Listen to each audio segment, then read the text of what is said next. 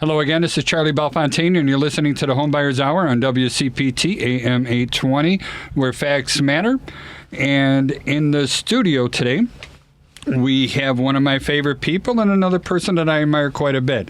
Patrick Loftus is one of my favorite people on here. So, Patrick, if you don't mind, give us the lowdown on why you are one of my favorite people. Now, this is take two, and it's never going to be as good as the first take because it's like warming up cold soup. It just never works out. Happy birthday. I like cold soup. Happy birthday to the VA loan nerd, Joey Matthews. It's not his birthday. It's a different birthday, but one that is probably just as important. So happy birthday to you. I'm Patrick Loftus. I'm a real estate lawyer. And you can reach me at, well, you can find me on social media. I don't particularly like weird phone calls or text messages from numbers that aren't in my phone already. It gives me anxiety, and you don't want to give me anxiety. Find me on social media. On Instagram, you can find me at Loftus_law. Loftus is L-O-F like Frank, T like Tom, U-S like Sam _law. On Instagram, I am at Loftus Law. And just to be clear, we were talking earlier about some of the different things that are coming up in the news, and I want to be clear that I am pro realtor. All right, that is my official stance. If you got a problem with that, come at me, bro. No, I'm loving all that quite a bit. And in the studio also we have, I don't want to say the largest volume real estate agent here, but definitely has my respect like there's no tomorrow. And if you've heard us before, you're always going to listen that we talk about the value of things, and human beings put the value into their own business. And part of the conversations I had with Lyn shows that she gets the idea of educating clients, building trust, and just doing the right thing at the right time. So, Lyn, if you don't mind, give us a little more information about you, your business, and how people get hold of you. Sure. Again, name's Lyn. I'm from Baird Warner. I've been with Baird Warner for 12 years, which is crazy to think, to be honest with you. I specialize in residential within the city. As the pandemic shifted things, I ended up out in the burbs a little bit. But I am not the number one in volume, units, biggest team. I like my one-on-one contact with my clients, and I just want to do a really good job. And sometimes that means you just can't do it all. No, I get that. And that's actually a great point to bring up. So there's nobody, do you even have an assistant at all? Anybody that helps with stuff? My company provides me with support. So I have a marketing girl and a transaction coordinator and a girl that assists me with my listings. But when my clients email me, call me, text me, it's me. Okay. That makes a big difference. I don't know if it's well known that this is not necessarily the experience everyone has. And there's so many different approaches to buying and selling real estate as a real estate professional, as a real estate broker. For my money, I want someone who's going to provide the experience that Lyn just described. Mm-hmm. All right. And then remotely we have Joey Matthews. And Joey, if you don't mind, give us a lowdown about you and why you're my favorite loan broker, please. Well, yes, sir. So, Joey Matthews, NMLS 1330694, the VA loan nerd. Working off of a new mic today, so if I sound weird, hopefully it's a good weird. You can find me at thevaloannerd.com across all of the social medias as at the VA Loan Nerd. You can call or text me at 630-235-2405. And for what it's worth, Patrick, today is a birthday. It is my son Theo's 8th birthday, my firstborn, but also happy birthday, United States Marine Corps, 248 years of kicking butt. That's what's up. That's what's up. Good weird is like, man, is there a better way to describe my favorite VA loan nerd? And I'm your favorite because I am currently on the show with you. Well, now you're talking like me there's there. Some truth to that. I'm the fickle one that comes to that stuff. So I want to hear numbers. So do I. So I've been hearing in the news lately that they're talking about no more interest rates hikes and getting ready to do reduction in interest rates. Am I just hearing one-sided views on things, or is there some legitimacy to that? You're hearing all kinds of things from all kinds of people who are making guesses, and some of those guesses are going to be right, and most of those guesses are going to be wrong, right? Guesses, so, yes. I want to know what Joey Nostradamus says. Oh, let's find out what's not going to happen. Yeah, well, exactly. So Joey Nostradamus says we're going to cut back to 0 tomorrow. And, if you're going to be wrong, be way wrong, right? I'm going to be so wrong. It's the nerdiest thing to have a belly laugh about. There we are. That's us. That's so us. All right. So CPI, inflation data came back lighter than expected yesterday, but I think the even bigger number that came back much lighter than expected was producer price indexes numbers today. They were expecting them to come back at a 0.5% year over year. They came back at negative 0.9. So it is costing less for producers to essentially purchase goods, create goods than it did last year at this time. The market has not reacted in the way that you would anticipate it to, but I think it's because the market overreacted a little bit to CPI yesterday. We saw a 70 bips gain in mortgage-backed securities. That is 0.7 points for pricing, which can usually equal out to like a quarter on rate, give or take. So I think the market's waiting for the other shoe to drop a little bit. I mean, it's been good data since October 26th, and, too much of a good thing can't be a bad, can't be the greatest thing. So I think we will see what the next set of data brings, and then we'll get a better idea of what's going to happen. But in terms of Powell, I'll never guess what he's going to do. The man's out of his mind.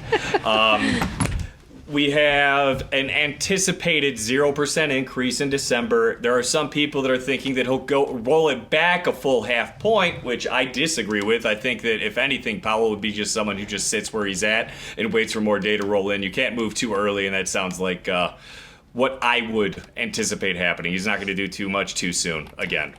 Yeah, for my money, and we're not talking my money, we're talking about everyone's money, but I would personally prefer a more measured approach to reducing the interest rate. And having lower interest rates is going to basically pump jet fuel into the real estate market, because if we dramatically lower interest rates from where they're at today to something a little more palatable, we'll send people piling into the real estate market.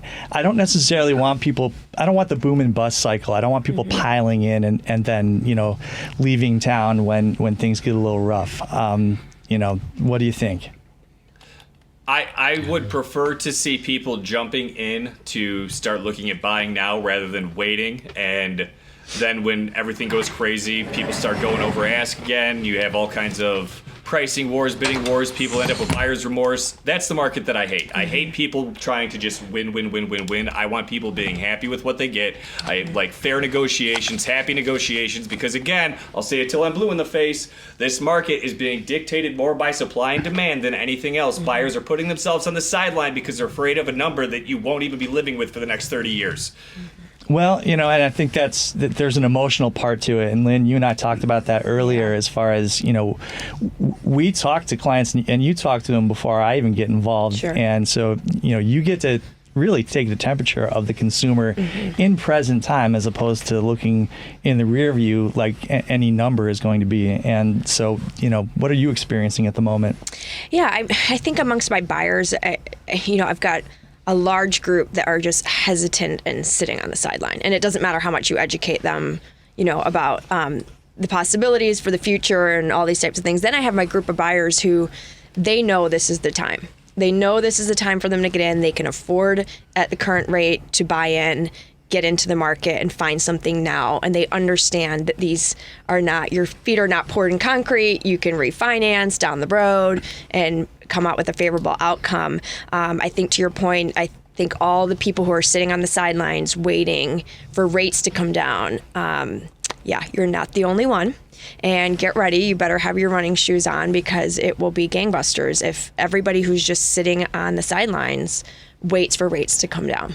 Yeah, and to Joey's point, I really do, for my own personal sanity, as someone that gets involved after the contract's entered into, and you have, let's say you've got basically even leverage between a buyer and a seller based on what the market conditions are.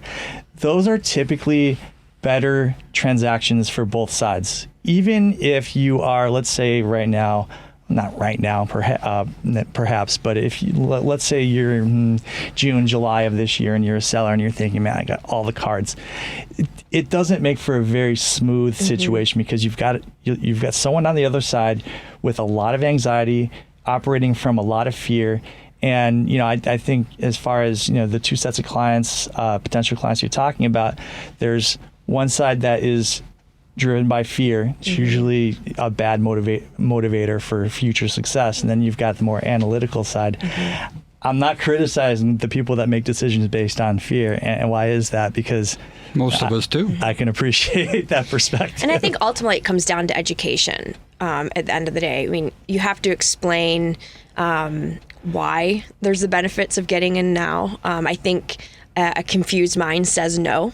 So it really comes down to education at the end of the day. And at the end of the day, I want my clients to do what they are comfortable with. I will educate them, give them their options, give them the pros and cons, different scenarios.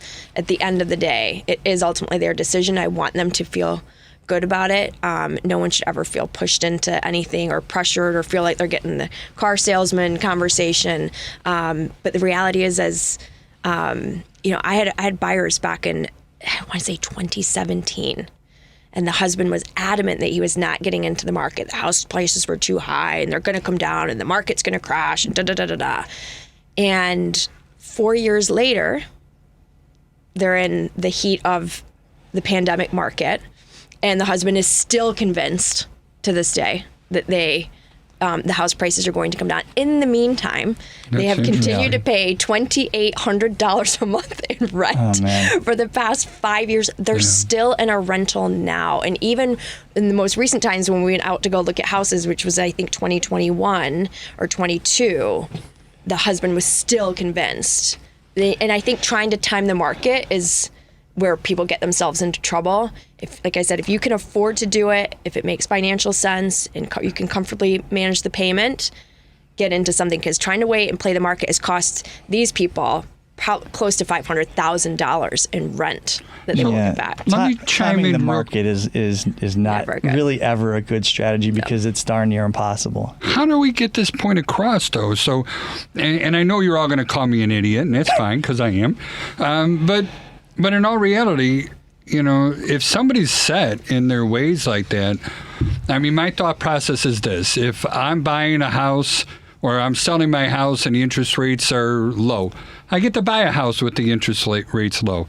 If I get to sell my house with the price low, I get to buy with the price low, and so forth. But there's the rental thing.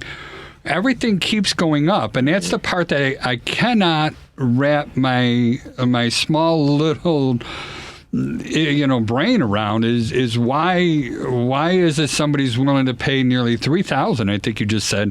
And I know where I live, they got apartment buildings that they're building up now that they're renting for $3,000-$5,000 a month, and they're not that big, and it's just rentals that comes in there. There's no tax write-offs, there's no profit to be gained.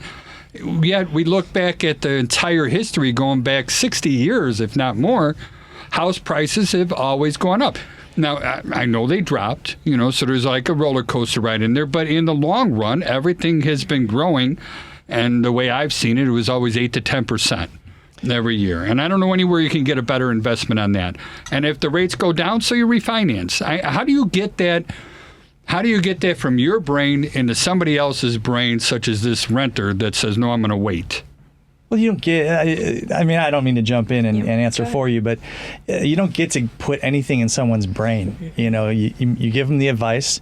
Okay, that was poorly said on my part. You're right. And you let them make their own decision. I mean, it's having someone say no. And by the way, if you're ever talking to a real estate broker, specifically, but really anyone that is in a sales role and they're not prepared to accept the word, no, I'm not ready from you, that's someone you probably need to reevaluate whether you want to be with them in that buying or selling situation. It's hard to recognize a salesperson from a manipulator sometimes.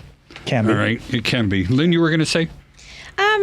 Yeah, I mean, I think I'm not here to change anybody's mind or convince anybody of what they should or shouldn't be doing. And I value that. I know what I would do if it was me. And again, I'm in this. It's what I do every day for my job. Consumers, at the end of the day, they need to be better educated, and I do think that comes back to the brokers, and I don't think the brokers are necessarily doing a good enough job. You'll hear people make comments about, I hear house prices are coming down.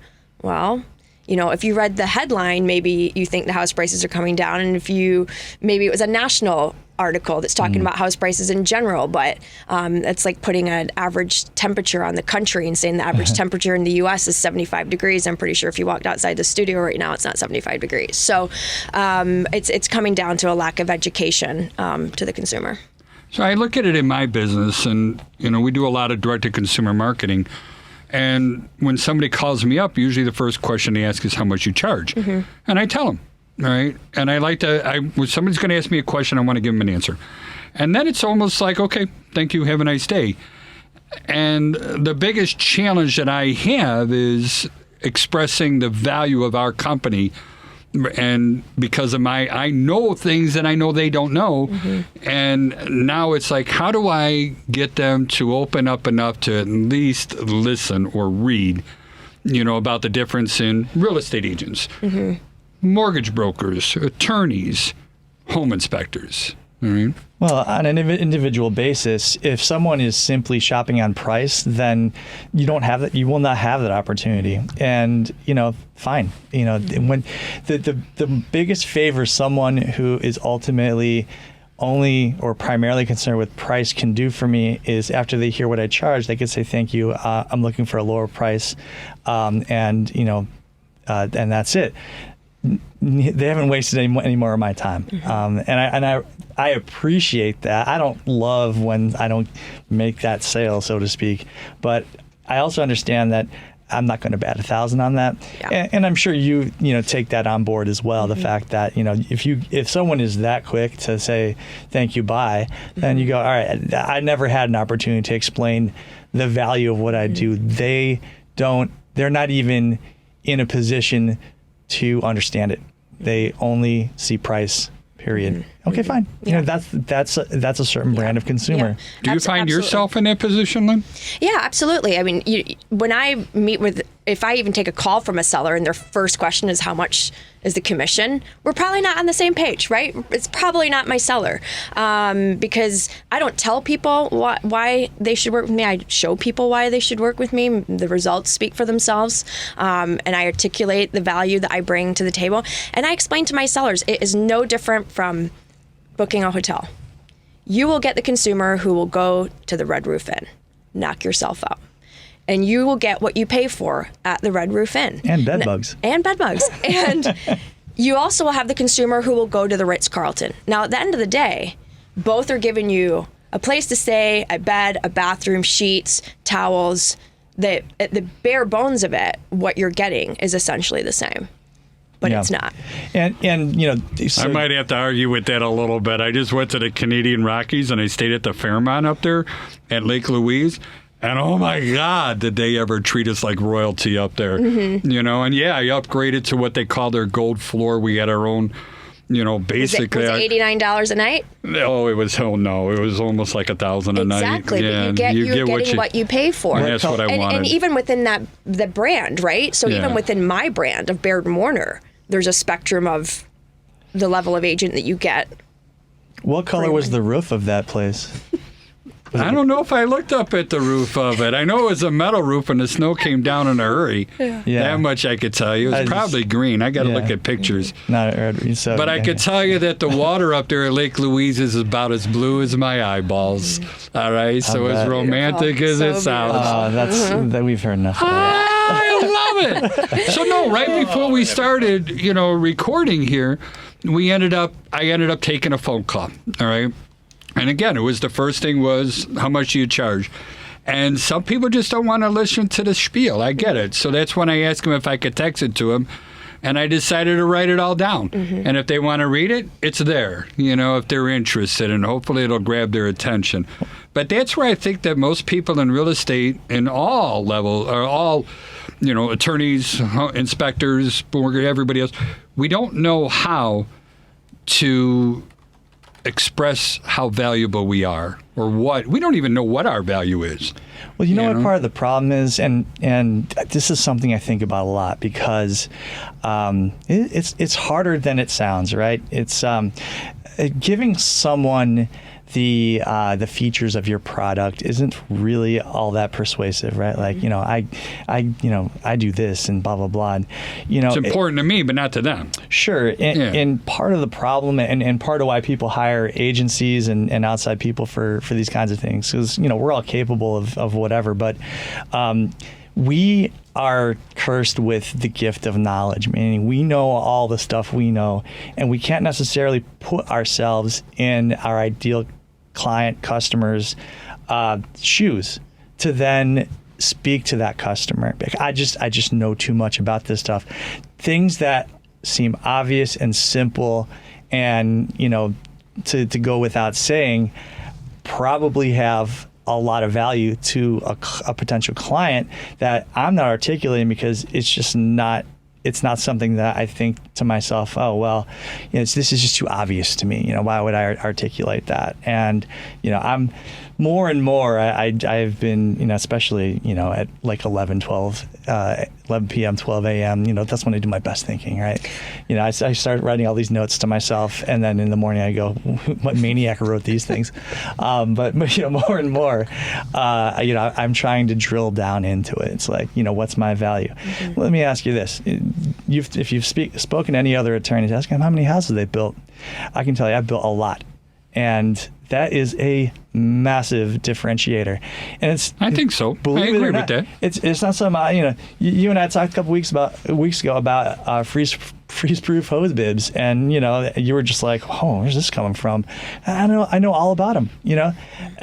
You're just trying to snuggle up to me. That's all. Ask any trying to talk to my heart. How many final walkthroughs has that lawyer done on a new construction home? I've done, plenty of them, and it's like, until recently, I never thought about that as, that's really a big differentiator for me. And anyone listening to this might think to themselves, dude, what? You're just thinking about that now? You're 20 years into practicing law, just thinking about that as a differentiating factor.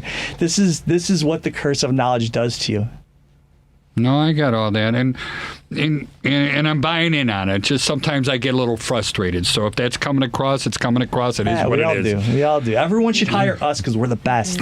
Well, the sad thing is, it took me 2 years, not even 2 years, to realize it, but the 2 years that we've been doing this, yeah, I'm going to agree with you. You are one of the best. Joey's one of the best. We try to bring our guests in here that I have respect for. I mean, there's too many, and they give the rest of us a bad name. There's too many brokers out there that, all they want to do is unlock a door and fill in some blanks on a piece of paper, and then they're going to be an hour late to the showing on there. It's just, they don't provide. Everybody provides different, but yet we as a society treat everybody the same, and we usually go to the lowest common denominator.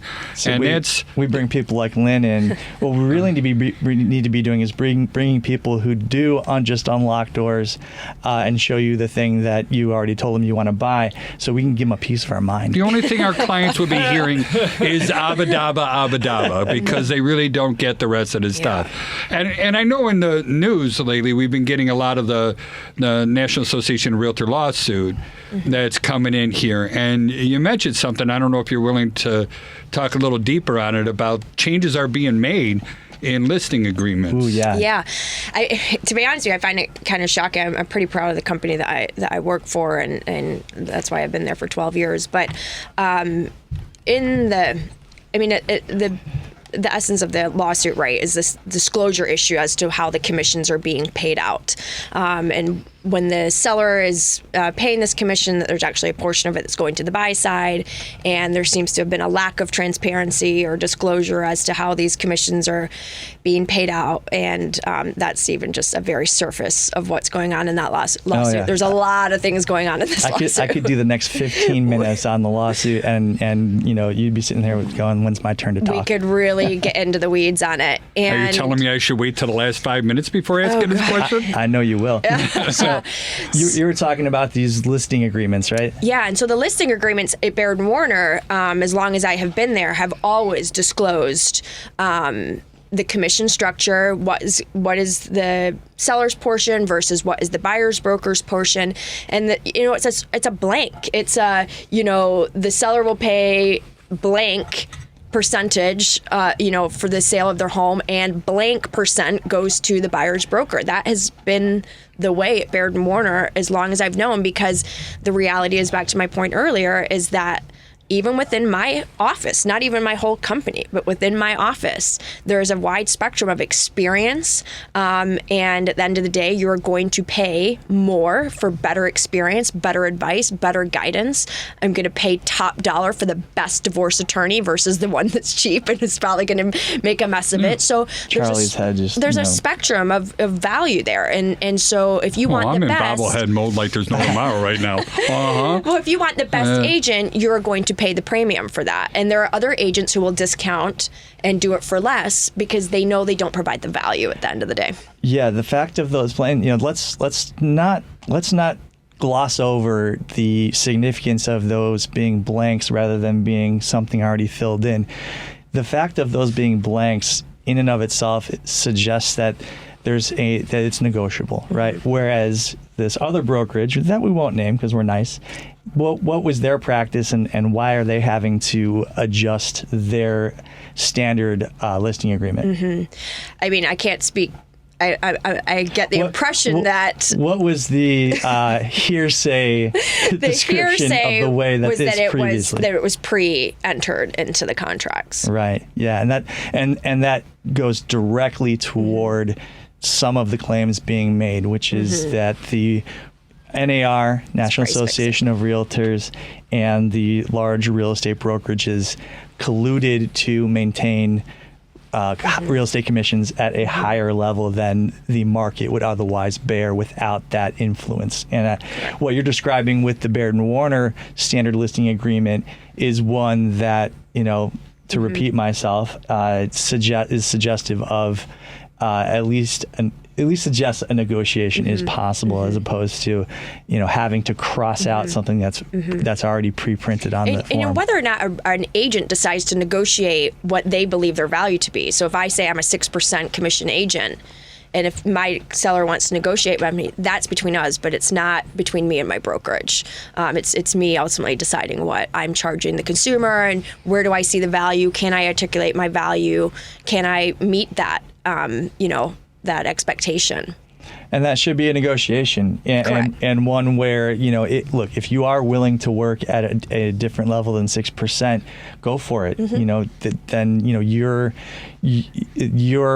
perceiving yourself at that value, and you can also talk to that person about what is the buyer's broker share of that going to be, how does that impact how quickly you're going to sell, and the motivations on the buyer side. Yeah. Now, there's another piece of that which isn't addressed, but isn't really, under the scheme that is scheme. Scheme is a word that means different things in different places. It has negative connotations here. If you go to other places where they speak English, scheme is not such a negative thing. But I think it's counterintuitive in this, the way that broker commissions are paid for someone who's not within this industry, right? Help me understand. So if you ask 20-year-old me, and I grew up in a real estate family. My mom is a real estate broker, still is. My dad built houses, so I've been in it, my whole life. Okay. Another unique sales proposition.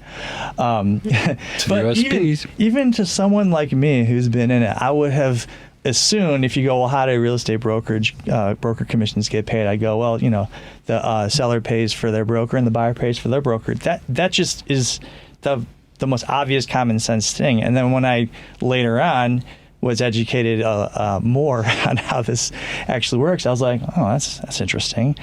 And then, of course, as you go on, you just take it for granted that this is how it's done. Mm-hmm. People outside of real estate, they look at that the way that 20-year-old me looks at that, and they go, that's weird.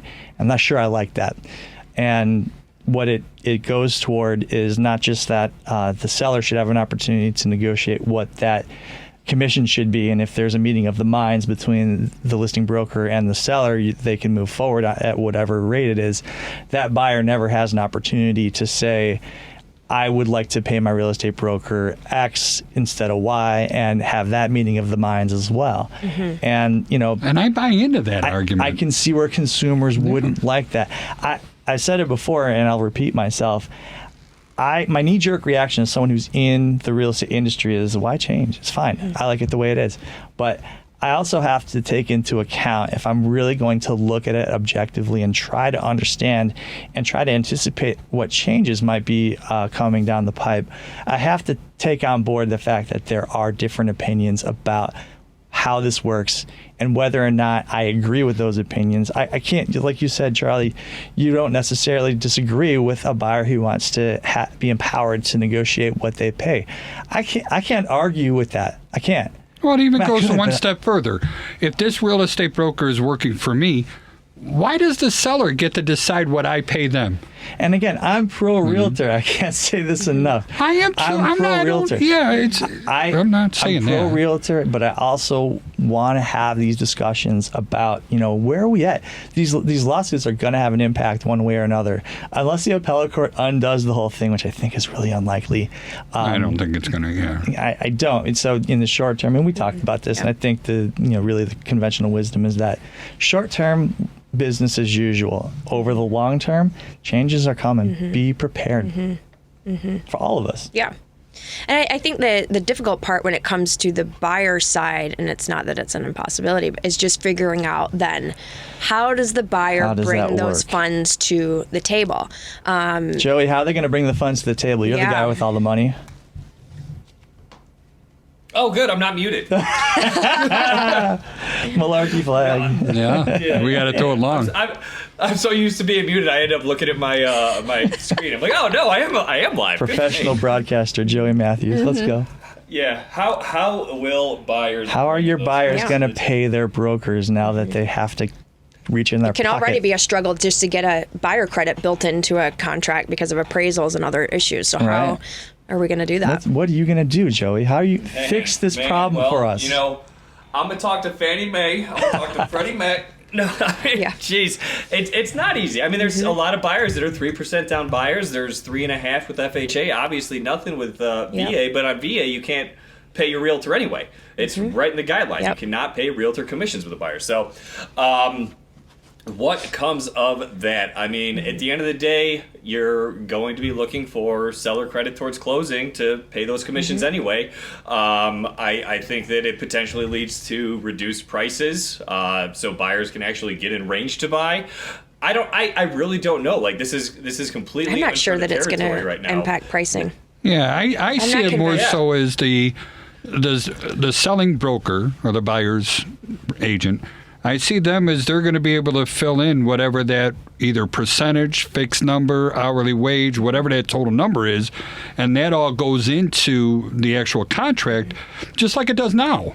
It's just that I get to choose. The problem is the appraisal issue, because you're trying to build in the commission or build in the credit to the sale price. This is going to be done, but don't we do that now?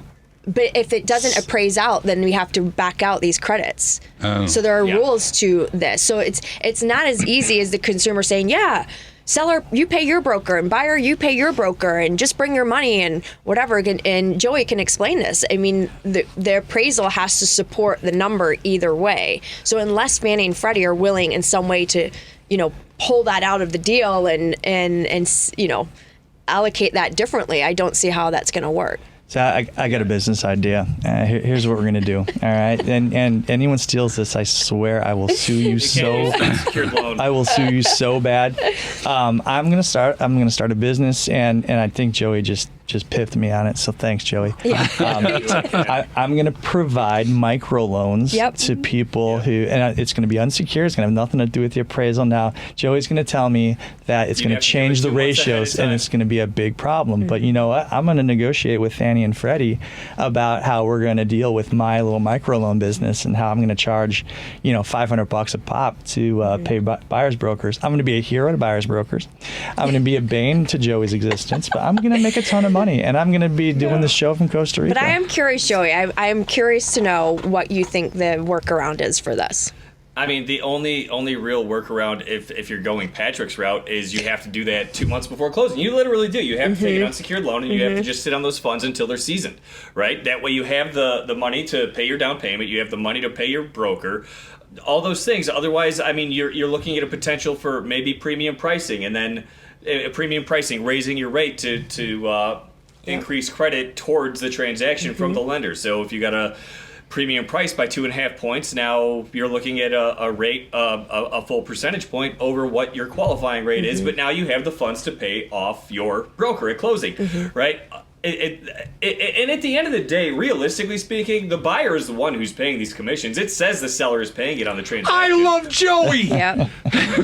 I know. That's been my argument all the time. I can't wait to clip this up and put it on TikTok, because I'm gonna get I'm gonna get flamed so hard in my comment section. I mean, it's already happening. Yeah. And we got to go around the horn real quick. When I say I'm pro realtor, oh man, the people come out. It's He has great. to say that. I'm sitting too close to him. Nah, he's got 2 malarkey flags over there. He could throw those in a heartbeat. I'm just going straight WWE on this thing. I love it. And by the way, I am Patrick Loftus Thank you. of Loftus Law. Charlie's just like, man, this guy every week gets worse. Loftus Law. Find me on social media. On TikTok. Come on, come at me. Bring it on. I know you want to put whatever you're thinking, put that in the comments. And if the worse, the better. Let those thumbs go crazy. I just absolutely screwed myself. I think I can say that. If I can't, then Henry's got a job to do. Find me on TikTok at Loftus Law, LOF like Frank, T like Tom, US like Sam. On Instagram, where people are, it's like compared to TikTok, it's just like the land of candy canes and gumdrops, whatever. It's Christmas time. I think you can. At Loftus_Law. Yeah. All right, Joey, give us the rundown, please. Well, yes, you can find me at thevaloannerd.com or across all social medias as at thevaloannerd, or call or text me at 630-235-2405. Joey sees all the flames because he gets tagged in all my TikTok stuff. So I love it. I have a party with it. I love it. I guess it's good to read and all that stuff. I'm catching up. Hey, I watched. I got 298, I think, on my Loftus Law account. Now on my other account, I got a lot more than that. But sounds good for cheap flights. Yeah. Lyn, if you don't mind, give us the rundown. How do people, if they have questions on real estate? Yep. You can call me 248-830-9439 on Lake Patrick. I would much rather you contact me via phone or text message. Just make sure you leave a message. Otherwise, I will think it is a sales call. Seriously, and fine. Voicemail is kind of going out as a thing.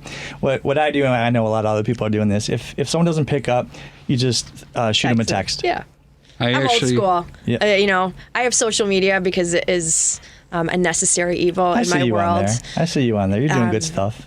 My assistant is doing excellent stuff. Austin, you are doing a wonderful job, buddy. Thank you so much. Way to go. Not me. That's what's up. And I got to say the same thing, I don't Maria. have time for that. It looks good.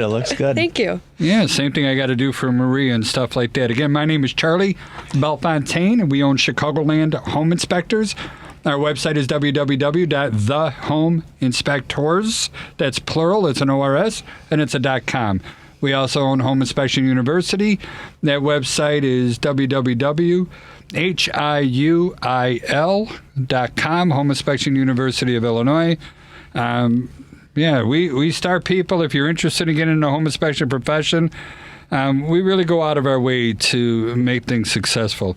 But I'm going to I'm going to take a little bit of liberty again and throw a little negative out there, all right? I think, and you guys correct. Coffee for this. No, I'm going to say that I think that most home inspectors are weak. I'm going to say that most real estate agents are weak. All right? I'm going to say that. And tell me, Lynn, please, tell me what makes a good real estate agent. If I'm a home buyer or a home seller and I want to go ahead and hire somebody, how do I know good from bad? You know, Charlie, it's unfortunately a very difficult thing, and I kind of feel for the consumer because it can be very confusing to weed through the junk and really find, the good agents. I think personally, for me, I believe being a good agent for my clients is about being an educator, being an advisor. Say that one more time, please. Being an educator. I want to drive that home. Give some applause. Come on, you got the soundboard over there. Oh, I think I do. Let's see here. We could do a but-a-dum. I just did that. All right. Oh, I got an applause button here. Here it goes. There you go. All right. The applause we didn't hear, but it did go through. Okay. But yeah, I mean, I think at the end of the day, I mean, it is really about being an advisor. Sometimes it is telling a buyer that this is not their market. This is not their time. They're not in the right financial position to buy. And sometimes it's telling the seller that this is not the time to sell. And it's really having that expert who is, truly being an advisor to the client. I'm going to throw you under the bus right now. Go for it. We were kind of talking about every time is a good time to buy, and every time is a good time to sell.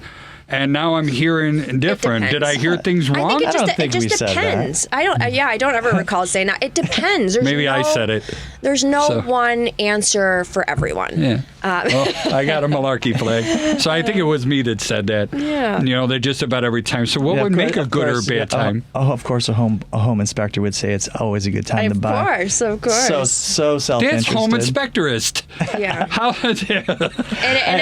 I am pro home inspector. And by the way, if you want a rewarding career that is going to make you a lot of money, you should go to his home inspector education course and get yourself going on that. I'm serious. Before you do that, I'm going to tell you right now, and Lynn, I need you to back me up on this one. I'm going to tell you that most home inspectors that enter this profession, and I want to say about 80% is most, will fail within 2 years and they're out of business. Which is why you're going to make a ton of money if you go to his home inspector university, because you're taking it seriously and you actually want to be in the business. That's not accurate, Patrick. I'm sorry. I gotta throw the malarkey flag back at you. That's nowhere near accurate. All right. There's no home inspection school that makes the person. The person makes the person. You got to want to do this. You got to want to learn about all the different aspects. And tell me the same, please, Lynn. Please tell me it's the same true for the real estate agent. It doesn't matter what school you go to. It matters who you are as a human being and how you want to help another person. Please tell me I'm right. 100%. Thank you. I really do believe that. I mean, there are going to be agents who just have commission breath. You can smell it on them from a mile away. And unfortunately, we're in a world where people are watching these reality shows and they see it as flash suits, high kicking, and selling lots of real estate. And there's so much more. And I always live on the principle that I need to put my head on my pillow at night and really feel good about what I'm doing, how I'm advising my clients. When things don't go my client's way, it weighs heavily on me because I do take it, personally and quite seriously. But unfortunately, the barrier to entry into this field, as well as yours, is very low. And there's just no guarantee that you're going to get someone who, even at the very basic level, has a good moral foundation. And Joey, is the same, and I think I know the answer already, but Joey, is the same thing for mortgage brokers? Is the barrier to entry pretty low? I don't know. We just went from 200,000 to less than 80,000 this past 2 years, but yeah, I mean, it's a joke. Yeah. And that 200,000 is what? Illinois? The U.S.? No, it's national. It's national. It's just, yeah. And to be honest, we talked about it earlier. I mean, I welcome all this change and uncertainty and challenges, because it will shake out the dirt. And unfortunately, during the pandemic years, people just entered into this industry and with very little skill set or knowledge were successful in helping people buy and sell homes. Unfortunately, there was a statistic recently about these very high percentages of buyers having buyer's remorse, those who bought over the pandemic years, which I think is very unfortunate. But this climate is going to shake that out. And while we're seeing lower volume of sales, volume and units, the best will survive. The ones who are the strongest agents, strongest lenders, stronger inspectors will see this through. And that's always the case. I go back to the what they call the Great Recession in '08. And one of the things I do, because of our state association for home inspectors, I monitor how many active licensees and what number they're issuing. That's a big deal to me. And we had over 4,400 licensed home inspectors in the state of Illinois alone in 2007. And then 2008 was a renewal year for us. And we went down to something like 780, I think. Wow. Exactly. More than 75% of the people did not renew their license. Yowzers. That is a big thing. And now we're at 1,700. And I still try to explain to new inspectors coming into the business, listen, they issued over 13,000 home inspector licenses since 2002. And we only have 1,700 that are active at this time. That means a lot, those numbers. A lot of people come and go. And I monitor also the real estate brokers and the managing broker licenses as well. And those numbers, they go up and down around 70 to 80,000 when I total them up together. All right.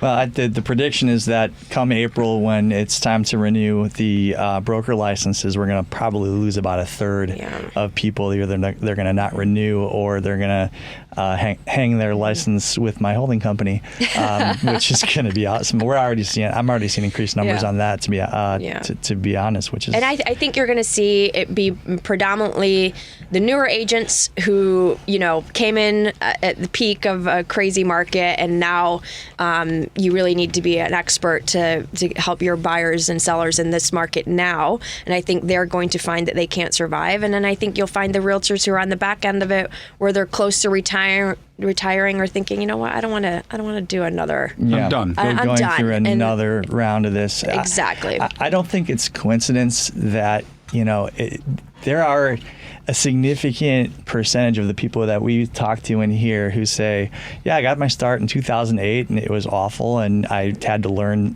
every bit about the craft and how to That's the college of hard knocks right there. And those are the people with the clearest eyes looking at the market right now, saying, okay, this is not anything I need. In fact, this is the time, if you find yourself without a full day of work to do, this is right now. This is when you need to be working on growth.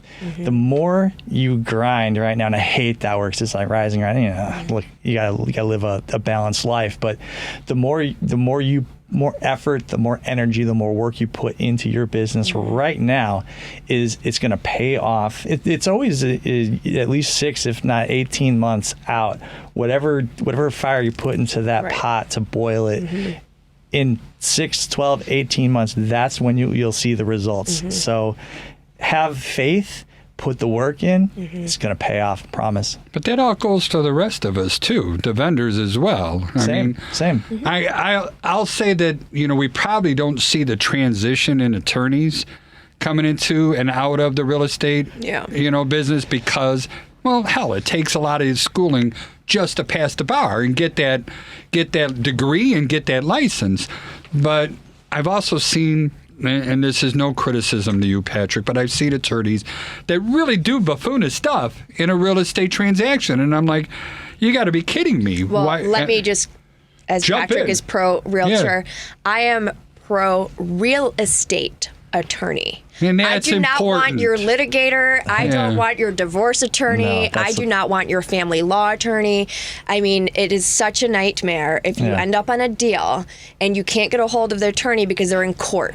Yeah. And we have deadlines and timelines and all these things that need to be met. So I am pro real estate attorney. There's a huge difference. Yeah, I'm handling a traffic ticket in the morning, and I'm handling a Exactly. domestic violence case at 2 p.m. Exactly. And I'll squeeze in, that attorney review letter at 4:30 on the deadline day, because that's literally the only time frame I'm not, in court or traveling to or from a courthouse. I mean, I tell my clients, like, you don't hire a plumber to fix your electrical issue. You just don't. And I don't know why consumers think that they can use a variety of law practices to do their real estate deals. Yeah, no, my I cousin's think a really because successful lawyer, over at, Mayor Brown or Winston & Strawn. It's like, that's great. But I mean, they handle mergers and acquisitions between Fortune 500 companies. Right. Stay in your lane. And I think the Correct. reason for that, though, is because a lot of people treat our services, or let me rephrase that, they believe that our services are a commodity, that we're all the same. And that goes back to what I wanted to start the conversation earlier, is how do we say you're different and how are you different? Well, Charlie, buying a house is easy, as you told me over and over It again. is easy. What's so hard? I go on the internet, I watch 2 YouTube videos, I fill out a blank, form, I tell them how much I'm going to pay for it, and they give me the keys and I walk away. I would exactly love right. for somebody to call in. Has done that. Trust and let me, us know how that worked out. It's in my TikTok comments section. I can promise you. You know what? I'm going to speak for my son right now. He ended up buying a house up in Rogers Park. It was a condo. And really, that's all the real estate agent did for them. All they did was go there, they unlocked the door, then they gave him the form. They sent him a few houses or whatever. Then they ended up looking on their own on, Zillow and other, I think Caldwell Banker's actually pretty good, and I'm sorry, I'm not trying to broadcast, but Redfin's pretty good, for just without creating an account and without talking to somebody, but searching the houses and seeing everything, is not so bad. So he found the condo that he wanted online, and he called up the agent who, 3 times was an hour late each time, and they're waiting outside there, and they're aggravated. And then they get, he ends up buying like a $200,000 condo, and he ends up, paying this guy $6,000, and it's like, why should I pay that kind of money for this? Who filled out the contract? Right. The real estate agent did. Oh, okay. Were there any negotiations back and forth with the seller, or did the seller just say, "Oh, I accept. This is fantastic"? I believe that they said they accept, and this is fantastic. Wow, that's a stroke of luck, I'll tell you what. So, or maybe they overbid. Maybe what I'm trying to say is, not all human beings are the same. Just because we have a same business doesn't mean we're the same. Well, I mean, how am I going to disagree with that? But so can I jump in here? Please. And I would say that there are agents out there. You could look at myself and another agent and the experience that the buyer had, and they paid the same commission. You're making my point. And I can point. assure you that the level of service and care and advice that they got from me far exceeded the other person. So I feel sorry for your son, actually, if that was his situation and that was his experience, because he probably didn't get the full experience of what a real agent could do for him. No, and this was a police officer that worked in the same community that he did. And he was, he thought he's doing his friend a solid, because isn't that what we do? We find people we know that are in the real estate business and so forth, and that's who we use. And truthfully, I'll be honest, sometimes it works out. I never met Joey until I was looking at getting a mortgage for myself. I didn't know him from anyone else, but I value him now like there's no tomorrow.